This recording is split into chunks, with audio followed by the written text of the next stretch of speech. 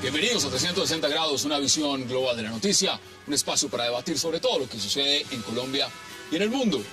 Y empezaremos hoy 360 hablando sobre el proceso de investigación que abrió la Fiscalía General de la Nación en contra del expresidente Álvaro Uribe por haber revelado coordenadas de despeje militar para miembros de FARC antes de ser trasladados a Cuba.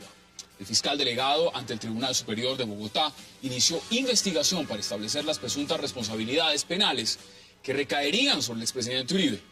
La denuncia fue interpuesta por el representante Iván Cepeda el pasado 10 de abril. ¿Fue un error revelar las coordenadas? ¿Representa un atentado a la seguridad nacional? ¿O por el contrario, estaba el expresidente Uribe como particular en libre albedrío de hacerlo? Tema de debate esta noche en 360. Y nuestro segundo tema será acerca de unas nuevas declaraciones dadas por el Procurador General Alejandro Ordóñez que han causado polémica.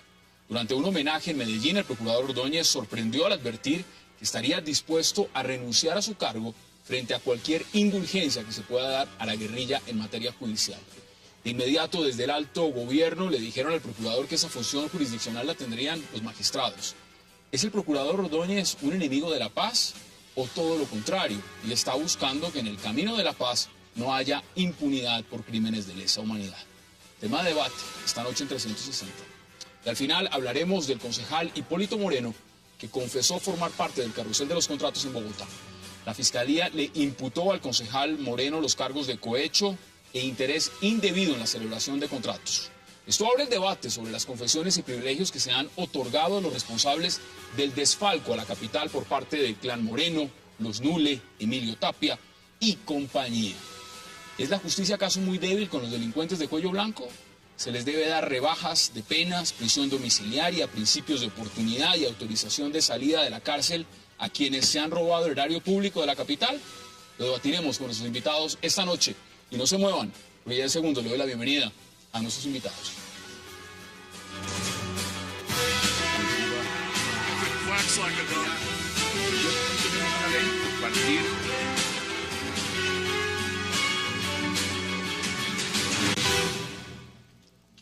Y qué placer darle la bienvenida esta noche a 360 al representante Jack Hosny, al senador Juan Carlos Vélez, a César Caballero y también, por supuesto, a Hernán Gonzalo Jiménez. Caballeros, qué placer y gracias por haber aceptado esta invitación. Es un gusto que estén aquí esta noche. Hassan, buenas noches. Buenas noches. Miren, empezando por el tema principal del primer bloque, como lo anunciaba, que tiene que ver con estas coordenadas. Quiero decir que estaba invitado también el señor abogado Jaime Granados, que es el apoderado del expresidente Uribe. Se excusó por razones propias de su trabajo y le enviamos un saludo.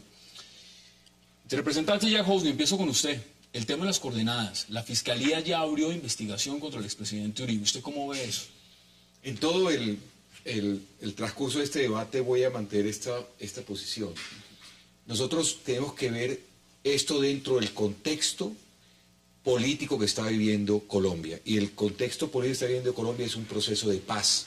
Hay una posición que quiere conseguir la paz en Colombia mediante los diálogos con la guerrilla y otra posición que encabeza el presidente Uribe que quiere conseguir la paz mediante la guerra contra estos grupos. Las dos han tenido la opción en los gobiernos y dentro de ese marco está la acción que hizo el presidente Uribe. Es una acción política para mí, más allá de los códigos, tiene que considerarse y juzgarse desde el punto de vista político y responsabilidad política con la nación. Senador, ¿usted cómo lo ve el tema de las coordenadas ahora que la Fiscalía ya está en investigación? Mire, a mí me parece que esa investigación no va a llegar a ningún Pereira, como dicen. ¿Por qué? Porque es que la obligación de mantener las reservas para el funcionario público. O sea, si van a sancionar a alguien es al funcionario público que suministró la información. Pero ¿quién dijo que fue un funcionario?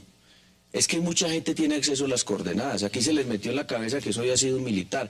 Pues han buscado al militar y no lo han encontrado, que ya están que lo encuentran. Ahí volvió a decir el comandante del ejército que ya estaban listos que para identificar la persona que había suministrado esa información. El ejército tiene una capacidad en contra la inteligencia tan grande que en cuestión de horas es capaz de determinar cuál fue el militar. Pero es que tienen acceso también la Cruz Roja, y la aeronáutica civil. O sea, son varios. Pero por Dios, es un poco de personas que conocen muy bien las coordenadas. Es mucha gente la que la tiene. Entonces, que haya sido militar no es de todo cierto. Y que haya una responsabilidad penal del presidente Uribe. Si hubiera sido presidente es otra cosa, pero es que hoy es un ciudadano del común y por eso lo va a procesar en la Fiscalía, no la Comisión de Acusaciones. César, bienvenido. ¿Y qué dice usted al respecto? Mire, yo este tema del expresidente Uribe lo toco desde el punto de vista de la libertad de opinión. Él es un hombre importante, es un ciudadano que, si bien no es ni columnista ni ejerce una profesión asociada al periodismo, desde su Twitter obviamente es un líder de opinión y yo creo que es importante proteger la libertad de opinión. Es como un medio de comunicación. Yo creo que él penalmente no va a tener ninguna responsabilidad, pues porque evidentemente a mí me parece que es una actitud mezquina. Yo creo que él no debió haberlo hecho, pero independientemente de eso, la libertad de opinión está también para que haya gente mezquina que haga lo que él hizo. Pero él, responsable penalmente, yo no creo que sea. Lo que sí creo es que debió haber algún funcionario público. Y aquí lo conecto con el otro tema. El procurador debería estar investigando si hubo un funcionario público involucrado en esto. Creo que no vale. Pero ¿qué tal que hubiera sido la Cruz Roja, por ejemplo? Pero es una posibilidad. Usted se refiere directamente, y lo ha dicho el expresidente Uribe, mire, yo no he tenido contacto con el ejército para el tema de las coordenadas. Sí, no, yo lo que digo es, hay una hipótesis, que yo no sé si es cierta o no, de que fue un militar. Hay otra hipótesis que usted acaba de lanzar, de que fue un funcionario de Aerocivil. No, Aerocivil no. Que varias personas, que hay muchas personas ante que esas tenían posibilidades, esa uno sí esperaría que el procurador esté haciendo indagaciones, porque el que sí cometió alguna acto indebido fue los funcionarios públicos, sí lo cometieron. Pero el expresidente Uribe es un ciudadano que tiene libertad para opinar y yo creo que ya vamos a ver. Penalmente Quiero conocer primero qué piensa Hernán. Bienvenido. ¿Qué piensa usted? Bueno, la verdad es que hay una denuncia penal que se presentó para saber quién era el que tenía la posibilidad de violar esa reserva. Aquí lo que se ha venido diciendo es que es una investigación contra el presidente Uribe y yo creo que hay una equivocación muy grande a ese respecto. Aquí lo que hay es una investigación para saber, primero, si esas coordenadas realmente estaban bajo reserva y quiénes eran los responsables de tener esa reserva. Y allí es donde se deben dirigir las investigaciones. Por otra parte, yo creo que el presidente Uribe, de donde las haya tomado y las haya publicado, pues por lo menos desde el punto de vista del artículo del Código Penal que le están pretendiendo endilgar, no hay ninguna posibilidad. Pues para que llevarlos, el mismo senador lo dice. Pero ese es el debate que le conviene al presidente Uribe. El presidente Uribe no tiene ninguna responsabilidad penal, pero tiene una responsabilidad política con el país, porque fue irresponsable al hacerlo, puso en peligro la vida de unos seres humanos. Más allá de la información reservada, pudo haber una reacción contra las personas que iban a recoger en esas coordenadas. Y el hecho último era que no está de acuerdo con el proceso de paz ni que llevaran más gente a La Habana, pero ese no es la forma en que uno puede debatir un proceso de paz. ¿Quiere que le comente una cosa? Señor. Me lo dijo el presidente Uribe. Esas coordenadas no se las mandaron.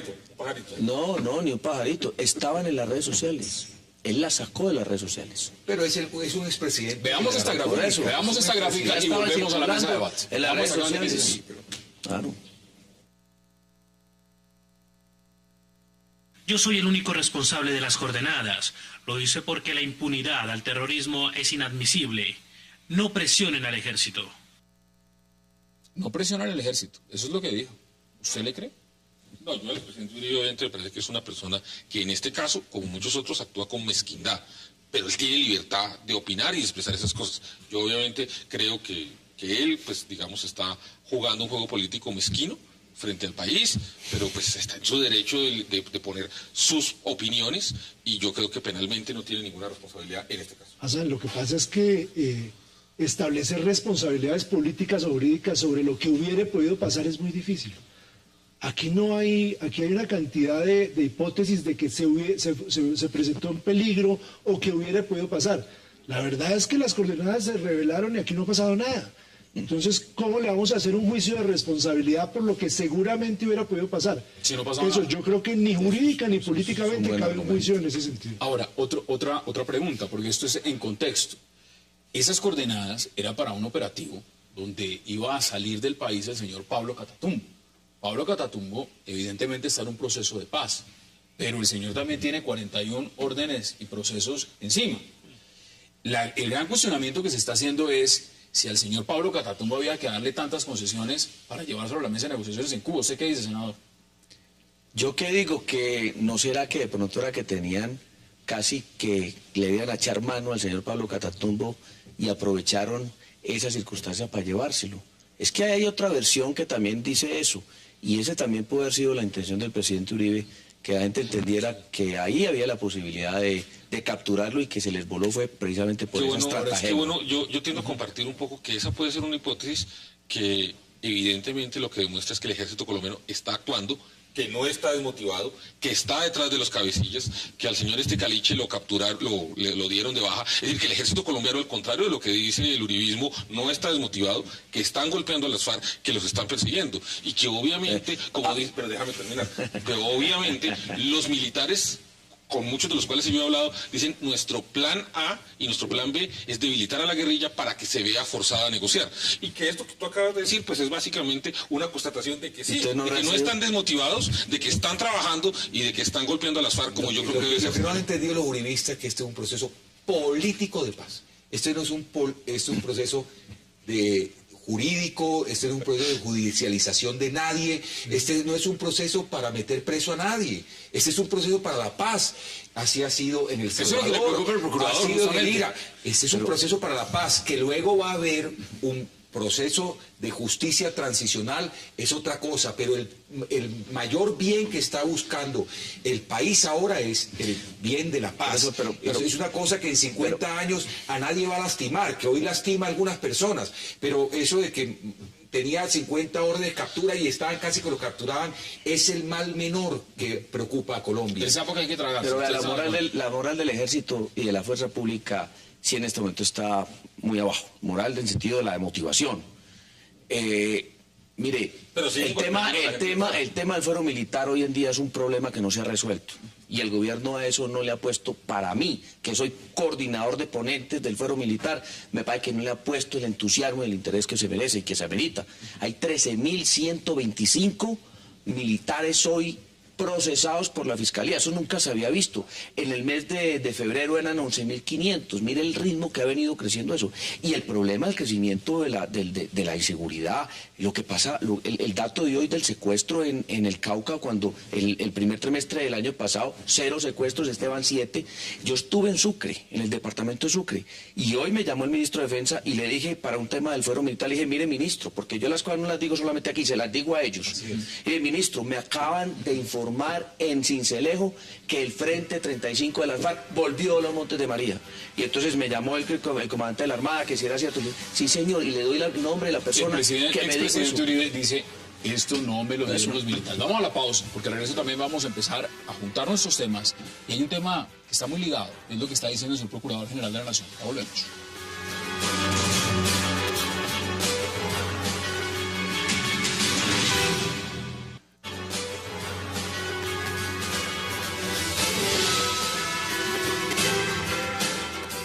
Regresamos a 360, que hay un tema que no puedo dejar de preguntarles y tiene que ver con el procurador Alejandro Ordóñez.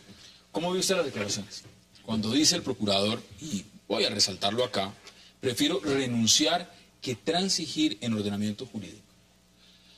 Yo creo que el procurador mantiene una posición política en la cual él está asimilando impunidad a que no haya cárcel.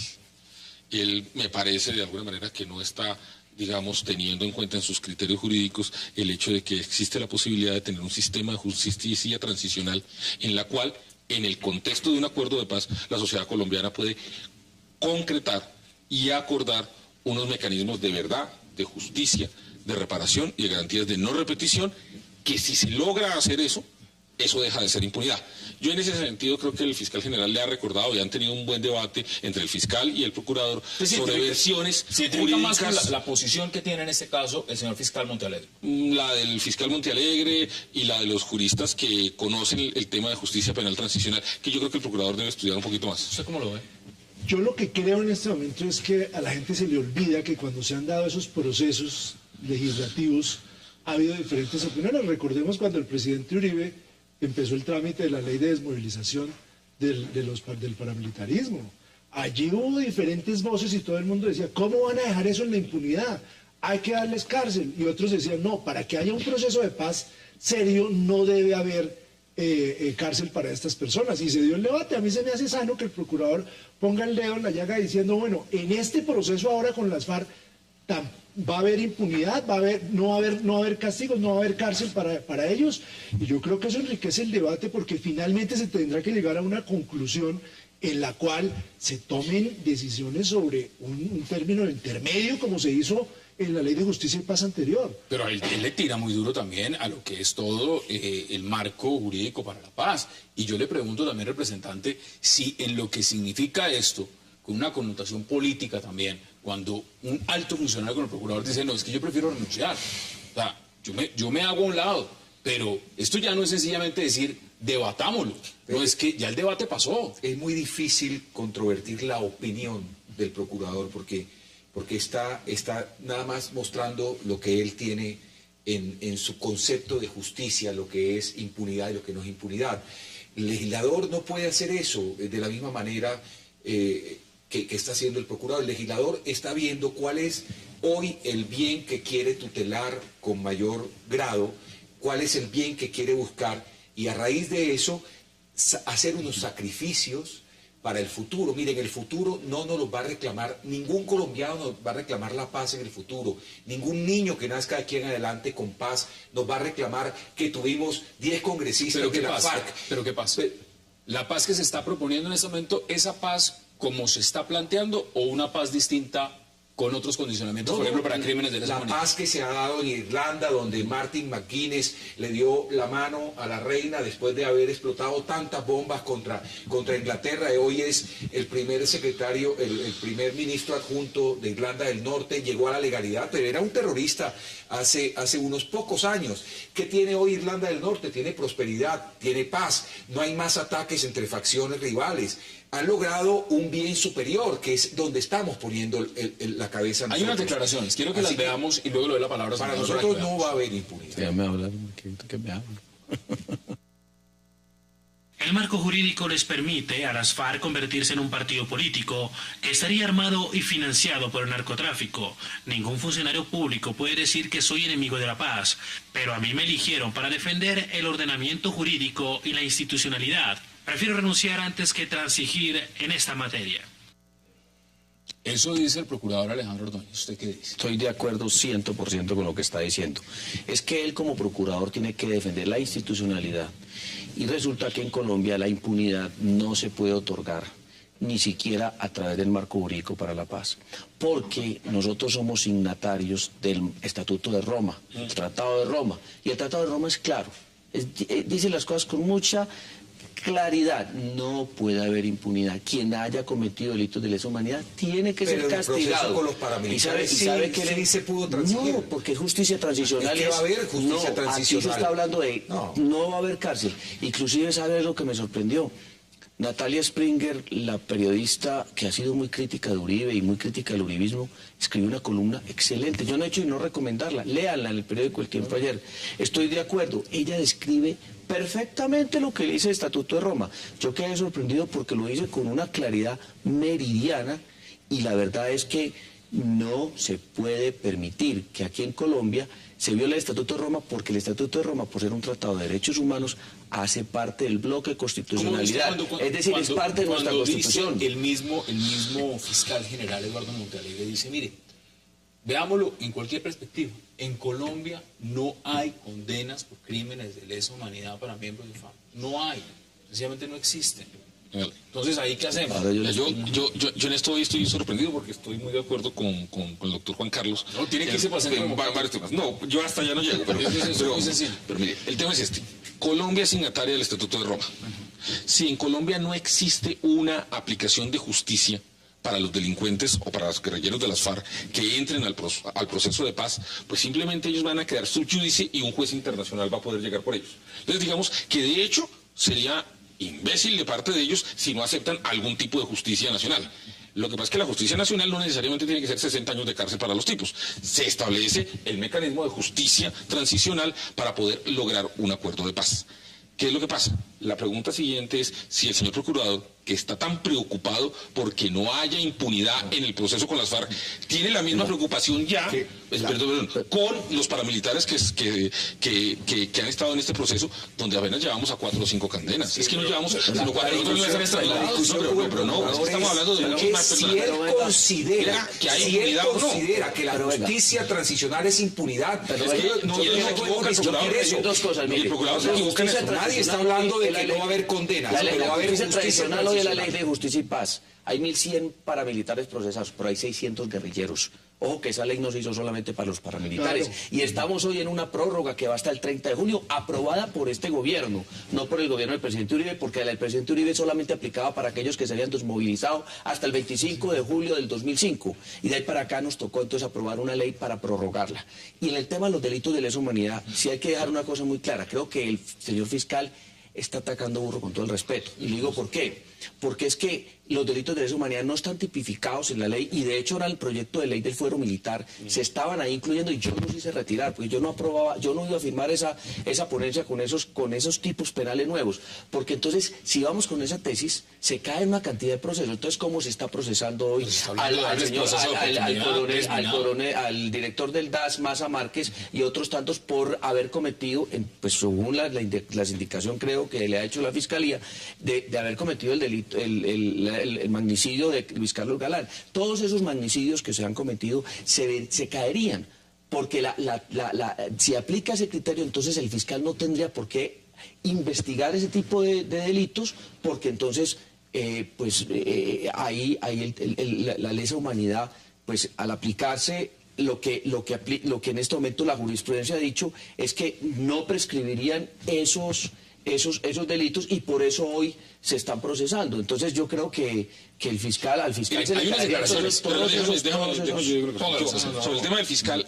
Yo tengo que decirle al señor fiscal con todo respeto que yo estoy a punto de publicar una investigación muy grande sobre el tema de secuestro. En eso yo estuve investigando y estuve recorriendo juzgados en el país. Y yo le puedo decir, y se lo digo a Juan Carlos, se lo digo al representante, yo hoy tengo en mis manos 810 condenas contra miembros de las FARC por delitos de secuestro. Cuando uno lee el Estatuto de Roma, le dicen que cuando hay un delito sistemático en contra de la población civil, eso se convierte en sistemático un delito y generalizado. Y estamos hablando de que ya hay 810 condenas. Yo creo que el fiscal se equivoca en eso. El fiscal probablemente... Además de su función estar buscando alternativas, o el ente acusador debería estar tomando otra posición. Un secuestro no es un delito de lesa humanidad. Pero 2 secuestros al mismo tiempo. Yo le dije al principio que esta discusión la íbamos a meter dentro del marco político.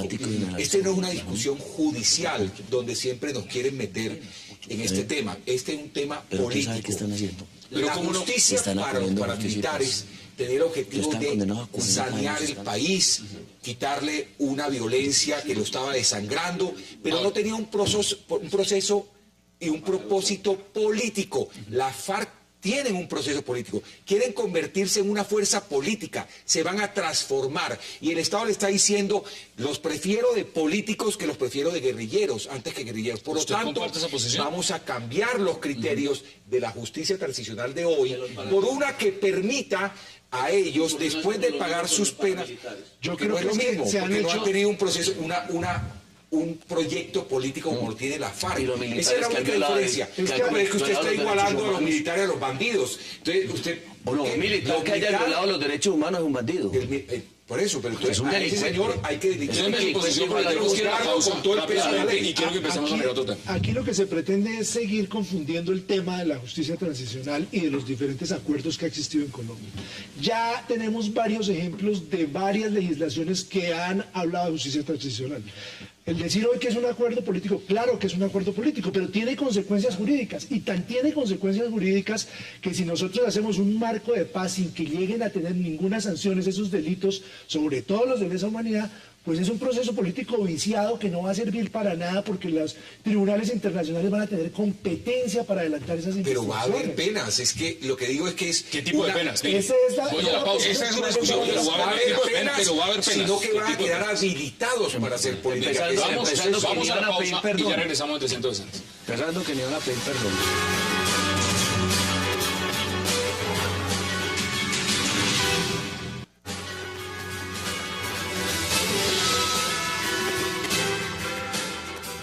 Regresamos a 360 y quiero aprovechar con nuestros invitados para que me den las conclusiones sobre este tema. Les han escrito mucho, pero mire, por ejemplo, la pregunta que les lanza Luis Fernando Gómez a la mesa.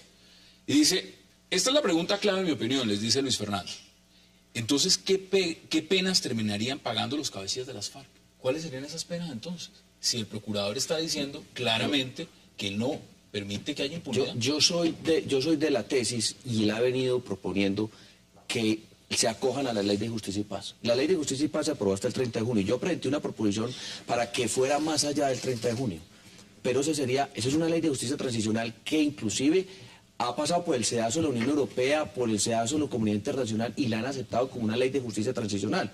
Para los que no saben qué es justicia transicional, es la ley que hay de la guerra a la transición de la paz.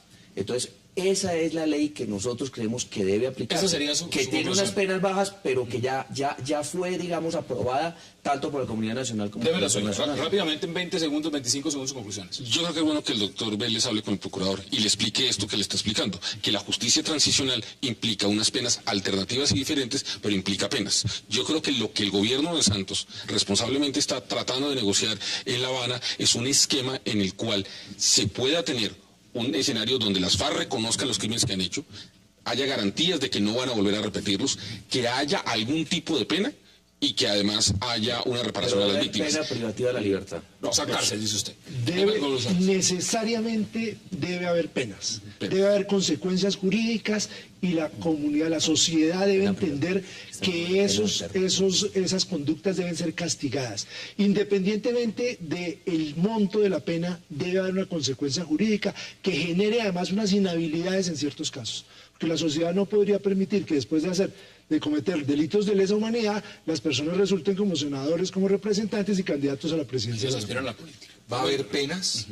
Por un hecho político no va a ser lo mismo del proceso de justicia transicional con los paramilitares, va a ser diferente, ellos tienen un propósito político que hay que tener en cuenta, pero si el procurador, que es un funcionario público, no cree que cuando cambie el ordenamiento político, él tiene también que ajustarse a proteger ese ordenamiento jurídico, entonces sí vamos a tener problemas. Porque el que hace el ordenamiento jurídico lo propone el gobierno y lo saca el Congreso. Él tiene que velar por ese segundo escenario sin que haya impunidad, con unas penas que pueden ser Ahí diferentes. están las posiciones. Finalmente le estamos dando la razón al procurador. Yo creo que no. Todos le dimos la razón al procurador. Yo le digo lo estás interpretando mal. Finalmente le dimos la razón al Es que el procurador. procurador lo que está diciendo... El procurador está diciendo estás no equivocado, porque puede yo no estoy haber diciendo eso. impunidad. Y lo que le estamos diciendo todos en la mesa es debe haber penas. No, Eso es usted exactamente dice que no. Y lo que dice El procurador lo que está diciendo es que la única es Esa es una de las consecuencias. No, Pero señor, estamos de acuerdo. basta. Ahí está la posición. No basta. Ahora vamos a hablar de Bogotá, porque lo que pasa en Bogotá es un carrusel. Realmente uno no sabe hasta dónde va a llegar y cuáles son los topes y los límites. Lo que pasó ahora con el exconcejal Hipólito Moreno, que admitió que tenía vinculaciones con el carrusel de los contratos. Pero quiero que veamos también que han dicho gente de la política, especialmente en Bogotá, que han estado muy concentrados en todo el tema de destapar la corrupción. Veamos declaraciones primero. Hipólito Moreno pide perdón a la sociedad. ¿Podemos responder en términos de proceso de paz? Primero, que haya verdad total, justicia y reparación. Eso lo dice Carlos Fernando Galán y parece que estuviera hablando del proceso de paz. Justicia, verdad, reparación. Está hablando desde Bogotá, del carrusel de los contratos. Empiezo con usted, Hernán, porque usted también representa a los Nule. Y los Nule, en todo este escándalo, pues evidentemente se han llevado la tajada más grande. Pero el señor Hipólito Moreno está confesando su vinculación a este carrusel de los contratos es por declaraciones de Emilio Tapia. ¿Resultó ser Emilio Tapia el que ventiló toda esta historia y los Nule no? ¿Cómo es el cuento? No, mire, realmente cuando dice que los Nule se han llevado la mayor tajada, se han llevado la mayor tajada de impopularidad en el país. Pero los Nule fueron los que decidieron contar todo el tema del carrusel de la contratación. Aquí no existiría Emilio Tapia, ni existiría Julio Gómez, ni existiría ninguno de los que están hoy privados de la libertad y contando si los Nule no deciden hablar y deciden decirle la verdad al país. La Fiscalía General de la Nación en su momento les ofreció unos beneficios por contar eso, por destapar toda esta corrupción que hay en Bogotá, y hoy simplemente los nules siguen siendo los malos del paseo, los adalides más grandes de la corrupción, pero todos los días que van hablando los que los nules denunciaron, nos damos cuenta que ese no era un tema solamente de la 26, ni que era un tema solamente de unos pesos del distrito, sino que era un tema mucho más grande, mucho más... es una bola de nieve, y todos los días a quienes van contando, Hipólito Moreno hoy dijo que iba a colaborar con la justicia, pues seguramente va a contar de 5 o 10 contratos más, donde él sabe que se repartieron muchísimo más plata. ¿Qué dice usted frente a estas cosas? Frente a ese caso, digamos, de los nules, yo quiero recordar al país que los nules llegaron a tener algo así como 74 o 75 grandes contratos con el sector público colombiano. Ninguno lo terminaron. Los del distrito eran 2. Pero ellos tuvieron cerca de 50 contratos con el gobierno de Uribe. Ninguna obra la terminaron, y eso no se lo han contado a la justicia. Es que el problema es que yo creo que los nules no le han contado a la justicia todo lo que ha pasado. Y aquí el país está pensando, lo que el país está pensando, y por eso estoy terminando, lo que el país no puede comprar la idea es que los nules eran ampones en Bogotá y que en los contratos de la nación, donde también se perdió la plata, donde tampoco se hicieron las obras, nada pasó. Y vuelvo y le digo, el procurador general, que actuó con tanta diligencia en el caso de Bogotá, con el argumento con el cual suspendió a Samuel Moreno, ¿por qué no ha actuado con esos argumentos frente al gobierno de Álvaro Uribe, que evidentemente tuvo un montón de contratos con los nules? Es que los nules se volvieron famosos y ricos por el gobierno de Uribe. Perdóname, pero es que los nules no son los únicos contratistas de este país. Es que, ¿por qué no miran la cantidad de contratos que tuvieron no solamente el gobierno Uribe? ¿Por qué no miramos hacia atrás los contratos que tuvo el gobierno Samper, el gobierno Gaviria, toda la contratación, donde aquí ha quedado claro que en el margen de la contratación estatal siempre ha habido corrupción? Y hoy venimos simplemente a hacer unos señalamientos muy particulares en unos casos muy puntuales, pero se nos olvida el resto. Yo quiero hacer un comentario, doctor César. Me parece que es mezquino decir uno simplemente que así como los nules repartieron plata en el gobierno de Samuel Moreno, pues igualmente lo hicieron el gobierno de Uribe. Si lo hicieron, no los terminaron, pero si lo hicieron, tiene que haber alguien que diga eso. Todavía no, es que nadie lo ha dicho. Nadie lo ha dicho. Si alguien lo ha dicho, si los nules lo han dicho, si tuvieron los contratos, si los comportamientos que tuvieron en Bogotá, a mí me parece muy extraño con el gobierno nacional.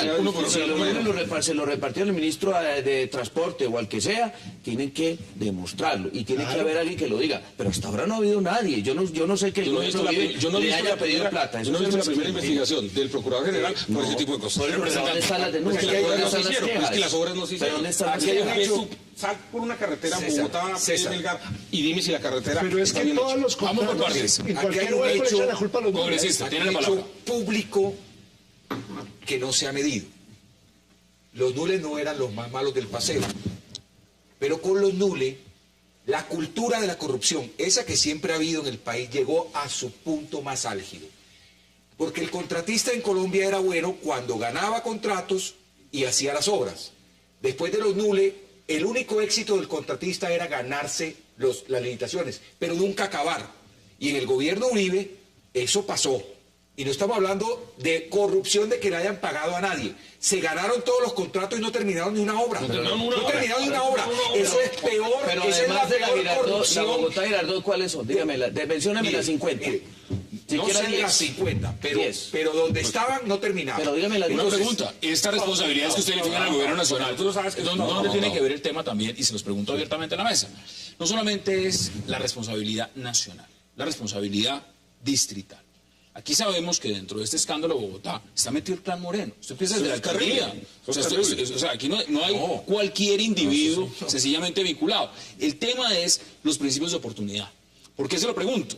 Porque aquí el debate que se ha dado hoy es si al señor Hipólito Moreno le iban a dar inmediatamente la mitad de la pena, prisión domiciliaria y todos los privilegios que les han tratado de dar, empezando por principio de oportunidad y lo demás. ¿Así trataron a los nules con todo ese mundo de privilegios? No, mire, yo le quiero decir una cosa. La reforma que se hizo al Código de Procedimiento Penal en Colombia pasó a un sistema de justicia premial.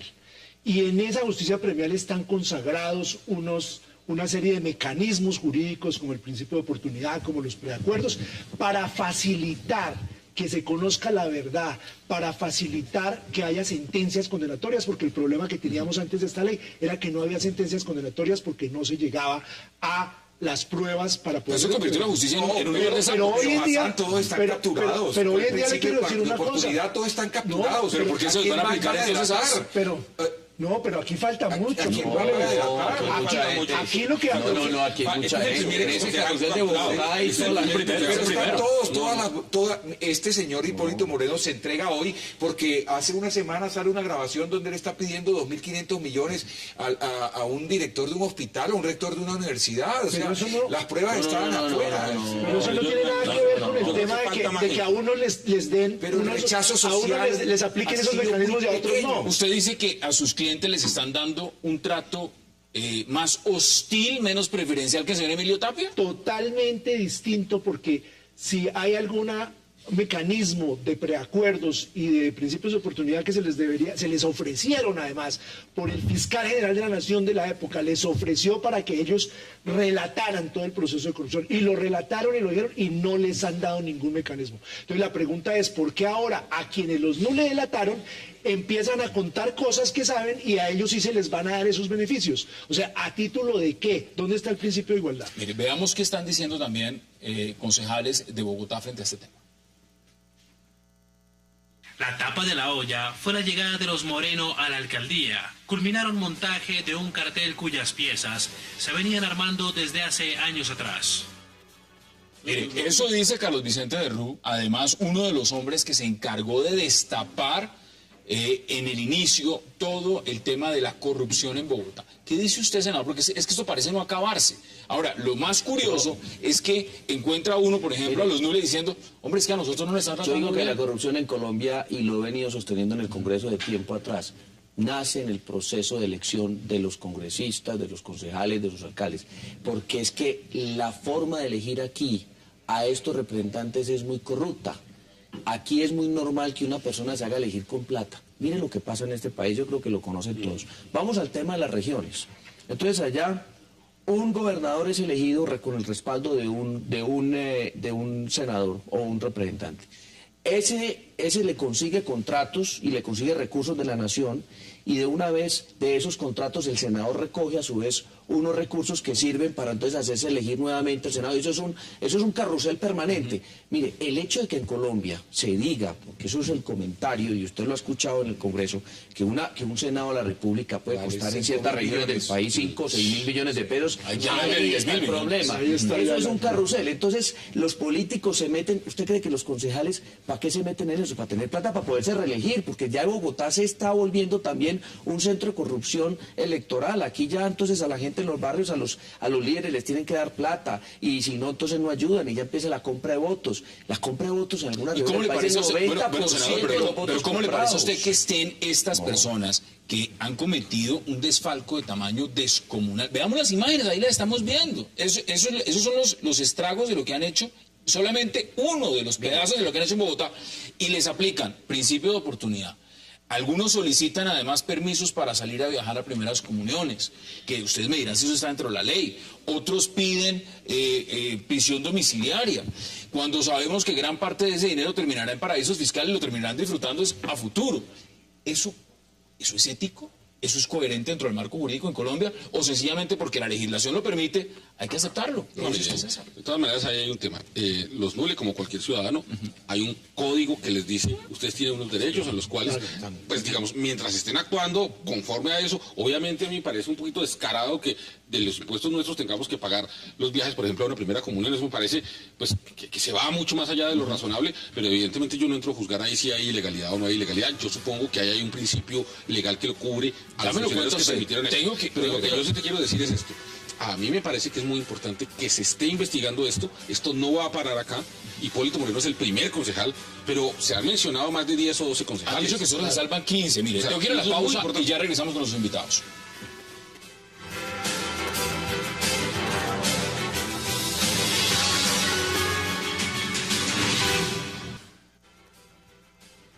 Es importante que el exconcejal Hipólito Moreno se haya declarado culpable. Esperamos toda su verdad sobre el carrusel. Sobre el carrusel. ¿Van a seguir contando cosas los Nule? Cuéntemelo usted que lo representa.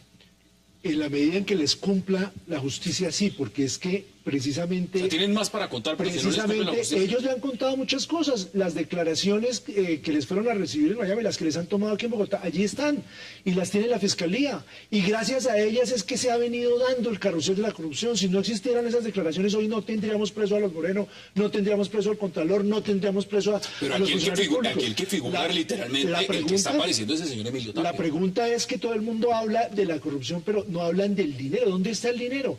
El dinero que se llevaron los Nule, ahí está la certificación que expidió el distrito de que la compañía de seguros pagó absolutamente el mal manejo de un anticipo de la calle 26. ¿Cómo ve usted eso que pagó el seguro? ¿Dónde están las platas que recibieron los funcionarios públicos? ¿Dónde están las demás comisiones que se han repartido? Esas nadie las devuelve y nadie habla de ellas. Pero aquí solamente se habla del tema del Mire, dinero. lo que pasa es que esto se extiende mucho más.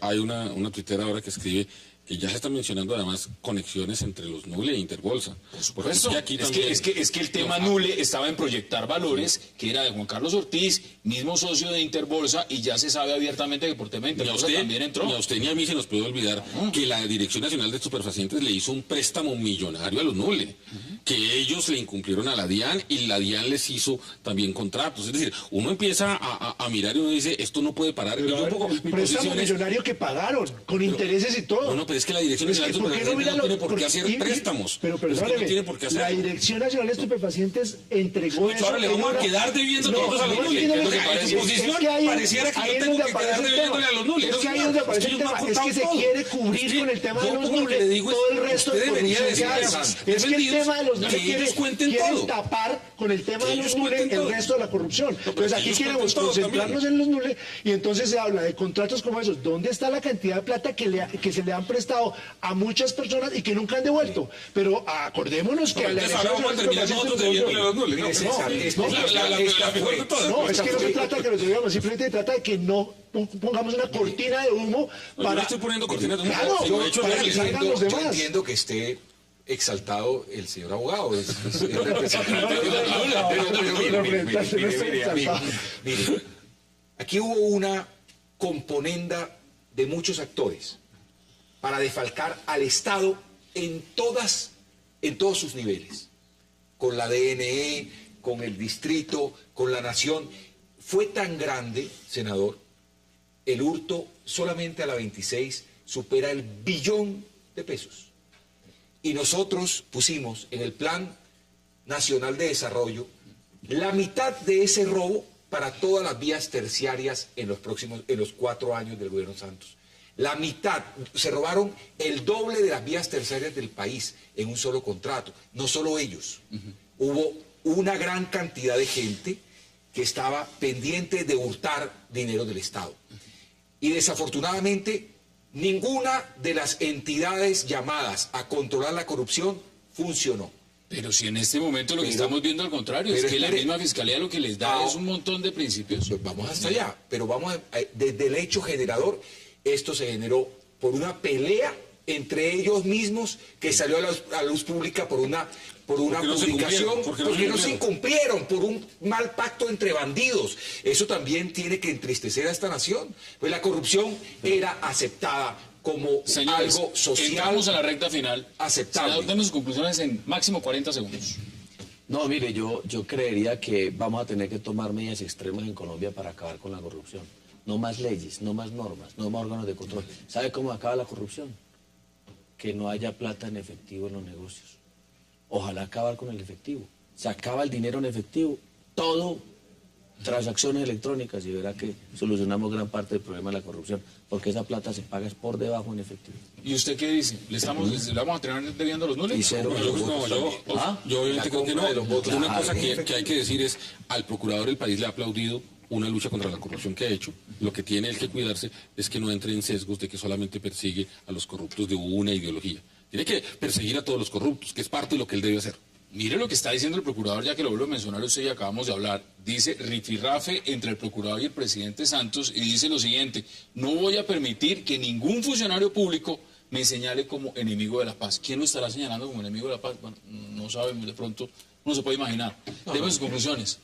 Mire, la conclusión real aquí es que los Nule están condenados y están en la cárcel.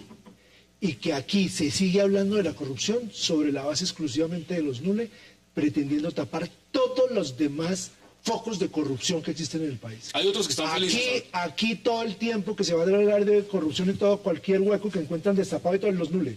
Pero aquí no se ha destapado la verdadera esencia de la corrupción y esto es mucho más allá de los NULE. ¿Y los NULE lo pueden contar? Y los NULE lo han contado y les han incumplido en lo que la justicia les ha prometido para obtener unos beneficios que son absolutamente legales por el hecho de estar destapando la corrupción. Y aquí es, mientras a la gente en esta justicia no se le cumpla, se va a evitar que en Colombia no solamente los NULE, sino que nadie cuente a la justicia las cosas porque no le cumplen. Los NULE eran solo un engranaje de toda la maquinaria de corrupción, estoy de acuerdo. Pero tienen la obligación con el país de contar toda la verdad, más allá de todos los beneficios jurídicos.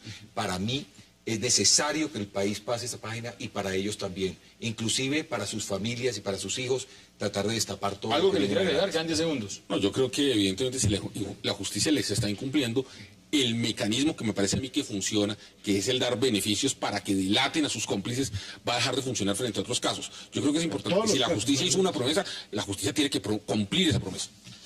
Senador, como siempre, un verdadero placer. Gracias por aceptar la invitación. César Caballero, Muchas gracias también, por supuesto. Muchas gracias. Gonzalo Jiménez, gracias. Y representante Jack Hosni, gracias por acompañarnos. Gracias. A ustedes, gracias también. Nos vemos de nuevo mañana, aquí a la misma hora, 8 p.m., para seguir debatiendo toda la agenda política de Colombia y del mundo. Es una próxima oportunidad.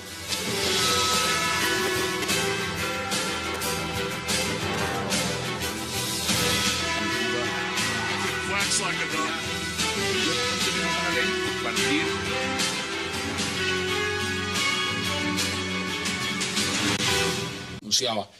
Que tiene que ver con estas coordenadas. Quiero decir que estaba invitado también el señor abogado Jaime Granados, que es el apoderado del expresidente Uribe. Se excusó por razones propias de su trabajo y le enviamos un saludo.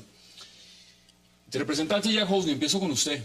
El tema de las coordenadas. La Fiscalía ya abrió investigación contra el expresidente Uribe. ¿Usted cómo ve eso? En todo el transcurso de este debate voy a mantener esta posición. Nosotros tenemos que ver esto dentro del contexto político que está viviendo Colombia. Y el contexto político que está viviendo Colombia es un proceso de paz. Hay una posición que quiere conseguir la paz en Colombia mediante los diálogos con la guerrilla y otra posición que encabeza el presidente Uribe que quiere conseguir la paz mediante la guerra contra estos grupos.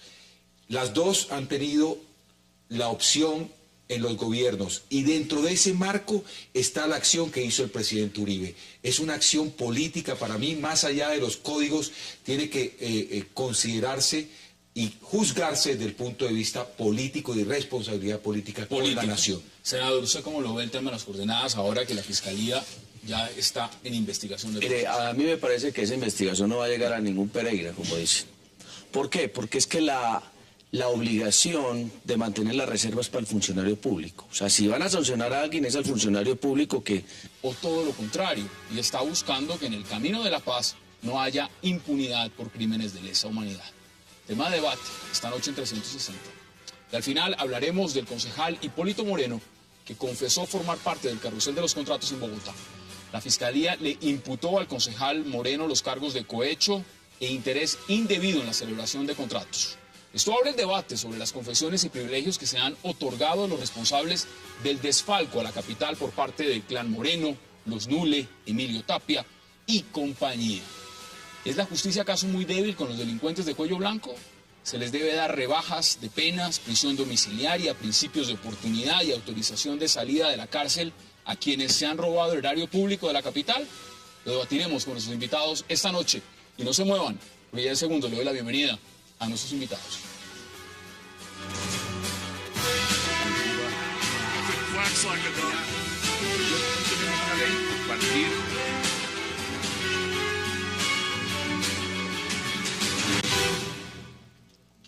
Y qué placer darle la bienvenida esta noche a 360 al representante Jack Hosni, al senador Juan Carlos Vélez, a César Caballero y también, por supuesto, a Hernán Gonzalo Jiménez. Caballeros, qué placer y gracias por haber aceptado esta invitación. Es un gusto que estén aquí esta noche. Hassan, buenas noches. Buenas noches. Miren, empezando por el tema principal del primer bloque, como suministró la información.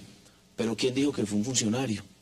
es que mucha gente tiene acceso a las coordenadas. Aquí se les metió en la cabeza que eso había sido un militar. Pues han buscado al militar y no lo han encontrado, que ya están que lo encuentran. Ahí volvió a decir el comandante del ejército que ya estaban listos que para identificar la persona que había suministrado esa información. El ejército tiene una capacidad en contrainteligencia tan grande que en cuestión de horas es capaz de determinar cuál fue el militar. Pero es que tienen acceso también la Cruz Roja y la Aeronáutica Civil. Son varios. Pero por Dios, es un poco de personas que conocen muy bien las coordenadas. Es mucha gente la que la tiene. Entonces, que haya sido militar no es de todo cierto. Y que haya una responsabilidad penal del presidente Uribe. Si hubiera sido presidente es otra cosa, pero es que hoy es un ciudadano del común y por eso lo va a procesar en la Fiscalía, no la Comisión de Acusaciones. César, bienvenido. ¿Y qué dice usted al respecto? Mire, yo este tema del expresidente Uribe lo toco desde el punto de vista de la libertad de opinión. Él es un hombre importante, es un ciudadano que, si bien no es ni columnista ni ejerce una profesión asociada al periodismo, desde su Twitter obviamente es un líder de opinión y yo creo que es importante proteger la libertad de opinión. Es como un medio de comunicación. Yo creo que él penalmente no va a tener ninguna responsabilidad, pues porque evidentemente a mí me parece que es una actitud mezquina. Yo creo que él no debió haberlo hecho, pero independientemente de eso, la libertad de opinión está también para que haya gente mezquina que haga lo que él hizo.